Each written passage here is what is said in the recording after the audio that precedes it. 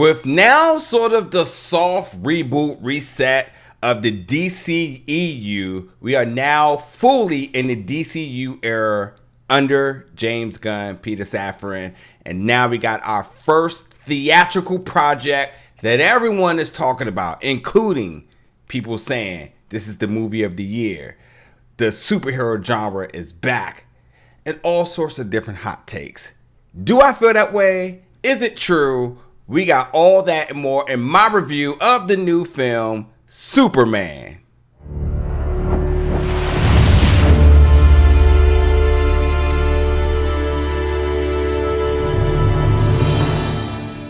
What's up, everybody? Welcome back to the channel today for another review. And today we're going to be reviewing the new film, Superman, coming to theaters July 11th. So I got to see it last night. Did get me a poster. And a lot of people got a lot of cool things. I did get this poster, which I think ever since they did show the logo, ever since they announced who was casted as Superman, and all sorts of different other promotional things, especially under James Gunn, with all the work we know he's done in the past with Guardians of the Galaxy. I had no doubt visually I was going to have a great time, and all the merchandise work, the promotional stuff was going to be great. So I am and is very happy to have the poster. But let's get into my first initial thoughts of this film when I got out. And I did say in tweet that Superman is James Gunn at full throttle. The plot has a few bumps, but it is undeniably fun ride with strong performances and a fully immersed experience. But then when it comes down to some of the other takes here, again, there's a lot of people saying, this is the comic books to the big screen, this is the animated series to live action, this is the best Superman movie of all time. It's everything I wanted it to be. This is movie of the year. I mean, you see it all with this film, but I think we really truly have to be very honest and reasonable with some of these takes, and that's not to discredit anybody's experience, but let's just go down the line here. When we talk about, number one, is this the best DC project? I mean, we have Joaquin Phoenix Joker, Robert Pattinson's Batman, we have Gal Gadot's Wonder Woman, we have the Christopher Nolan trilogy, and all the strong performances in that. I don't think this film is stronger than any of those. And not that I'm like a Zack Snyder fan over James Gunn fan, because I do like them both. And I immediately went home to watch Man of Steel again. Which first thing I want to say is Hans Zimmer's score in that is arguably my favorite score of any film of all time, maybe outside of Interstellar, but obviously Hans Zimmer. But I gotta say, the score for this was also really good too, and that right there is across the board a stalemate. We're just gonna call that for what it is. John Murphy, his theme for Superman is probably one of the biggest reasons I would want to go see it again, because it's fantastic, and I will be owning that vinyl in no time.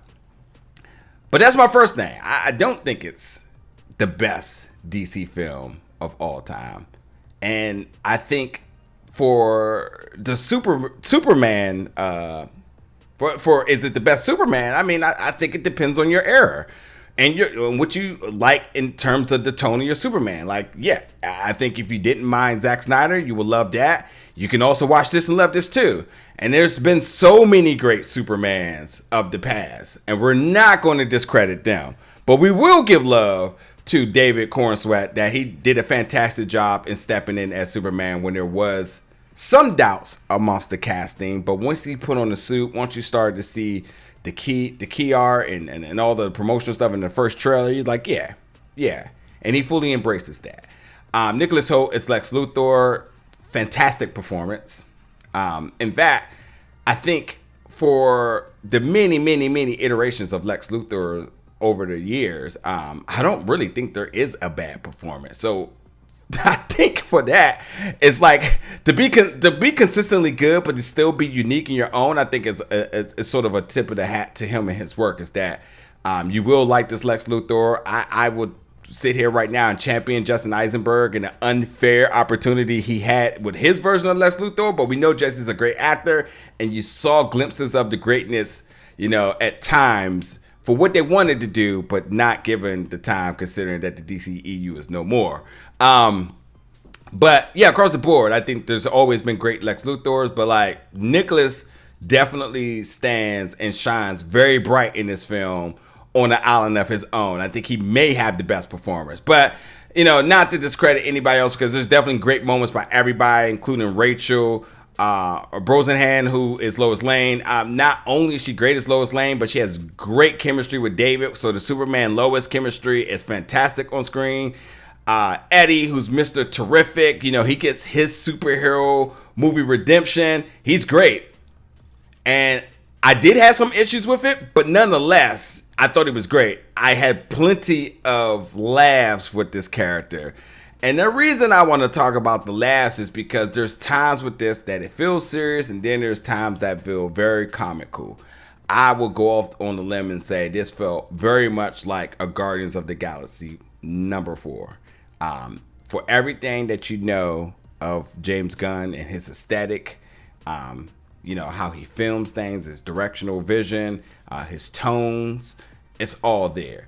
In fact, when you really think about how Superman is flying through the skies in this, and you feel fully immersed in those moments, it makes me go back to Adam Warlock in flying in Guardians of the Galaxy 3. It probably is close to a shot for shot when you think about it, But yeah, it reeks James Gunn DNA to the T. So if you know what you're used to with him in that, any deviation of expectation from it, you will be disappointed, because it is James Gunn to the T. And in this film, we are 30 years in with Superman, 30 years with him being on the planet. So, we didn't get so much of a backstory or origin story with him. Yes, we get to learn his past, but it definitely drops you right into things. And that's cool. And for that, I definitely think the strong opening that it has really sets the tone for what this Superman can be. And I think by the end of the film, you certainly do understand exactly who the Superman is. And then you may be even more curious about what's to come. I think another comparison to this is the Bruce Timm animated series. I think that is a fair assessment of that coming to life with this. And if you know about animated series, they have their moments of it feeling serious, but it's definitely more family friendly. And more comical. It doesn't take itself serious all the time, and that's what this is. You have the moments of eye gouging. There's a lot of that. Then you have moments where he's saving every animal possible. And yeah, it's all there. And then when you even talk about the Justice Gang with Hulk Girl, Green Lantern, and Mr. Terrific, they're here to save the planet, but they're also having like buddy. Kicking each other under the table moments and whatnot. Like, they're taking shots at each other, but like, it's all in good humor and good taste, but yet they still have a world to save. And like, there's like crazy big things happening, but they're still having moments to have a laugh and enjoy themselves. And I think you wouldn't really have gotten that from the DCEU outside of Space Cowboy Aquaman. But everybody else was like, by the book, we got to get this done, and that's where you really see the differences between it. And, they did some good explaining of things. The hypno glasses is definitely a little tidbit in there I liked about why Clark Kent can hide in broad daylight and people don't understand that he's actually Superman. So, they got those little things in there. But with that being said, for the explaining that's going on, there's definitely some unnatural dialogue in here. Like, this is how people are talking to one another. It just doesn't happen that way. And, whether you want to say that, well, that's kind of how the comics are sometimes. Well, sure. But also, that doesn't mean that you had to adapt it right out of the comics in a way that doesn't make it feel natural to, like, the viewers. There are 2 credit scenes, one definitely after the credits. I think one either right in the beginning or midway or so. They really don't set up anything for the future, per se. But I guess if you want an additional laugh, then, have at it. When it comes down to the next film, where we know it is going to be Supergirl, I don't necessarily think that by watching this film, you automatically lean towards the idea that Supergirl is the next film. You may wonder if it's going to be, I don't know, a Green Lantern film, or is it going to be, a Justice League film or of sorts, because, those characters are here and we see what they're going through and whatnot. So it doesn't quite have that connective tissue. I'm not saying that's a problem, but I'm just saying don't have that expectation like this is definitely like the next step to the next thing. There's little sprinkles all around in terms of every direction they could go, which obviously could be something with Rick Flag. It could be talking about Peacemaker. I mean, it could be anything that they already sort of have established in the DCU, but it don't quite automatically defaults to Supergirl based on how this film went. So don't go in there with that expectation as well too. And I think a lot of this is really lowering your expectation for this being like the rebirth of the DC EU, DCU, DC. This is definitely fresh and refreshing, but it is truly its own feel. And I think it's not really trying to establish itself as this big juggernaut, but I think it is a small story of hope and positivity and fun that can blossom into a lot of different things. And I think having that sort of, the expectation and obviously like demeanor posture going into it, you'll enjoy it a lot more. And there's a lot of people that's going to take this serious. For the Zack Snyder fans, for the James Gunn fans, and whatever bit of beef that's going to be online about that, it's going to blow this up into a lot more than it needs to be. This is definitely something that you can go in there and just kick back and have fun. Now, movie of the year, absolutely not, but it's definitely worth a watch. I think the score was fantastic. Great performances down the line. I did like how it was shot. I love the color choices, the color grading. James Gunn to the T. He definitely knows how to deal with these vibrant colors and make them pop. He nails all of that. Of course, his brother's going to do a cameo. That's not a spoiler. We all know that's just how it is. But you also know that James Gunn works with a lot of the same people over and over. So expect to see some other people that you have seen in some of his previous projects. And then I think if you really want to talk about Superman and his whole idea of just, I will say like working through the emotions, trying to understand his position, whether it's with Lois, but whether it's with society, whether it's dealing with politics, which I just wish that right now, because there is this take that this is the movie we need. I don't fully agree with that take either, because with everything that's happening in the world with politics, I'd rather not make a political statement in a film. I would rather go into this and having it be something that takes me away and remove from everything that's kind of happening. But you will certainly have people running think pieces and narratives, narrative tones and speeches about this, about how this connects to what's happening in the world. So like, the whole take of like, this is the movie we need now. Don't fully agree, but definitely was a lot of fun, and wish the political stuff could have just been a little bit removed, because you have to be blind to not see the correlation between what's happening in this film and what's happening in real life. To not think that either this is just a crazy alignment of the stars, or this was just something that at some point somebody made the decision of saying we need to have that interjected into the film so that it felt more humane and surreal to everybody, which I don't agree. And then with Lex Luthor, Lex Luthor, millionaire, tech genius, he just hates everybody like Superman and not him. So he's doing everything to discredit this guy, but also trying to grow his pockets and his political position, power, and influence. So, I will say the Lex Luthor and villain sort of direction stay very consistent until maybe the end. I don't want to say this as a spoiler per se, but Lex Luthor shedding a tear was definitely just not something I would have ever thought I was going to see, considering how smart he is in this film, how he outdoes Superman in every direction. And then the one time he may not have got it right, my boy sheds a tear. I just don't know if I would have went with that. So like, again, while this does have some connective tissues, it's not ultimately setting up to what the next film is going to be. I think it's giving you a little bit of sprinkles to possibly go into any other type of direction. It definitely has some great shots, especially some superhero ones. Definitely cinematography was top tier in this. The slow motion shots, it's James Gunn. There's a lot of it, a very lot of it.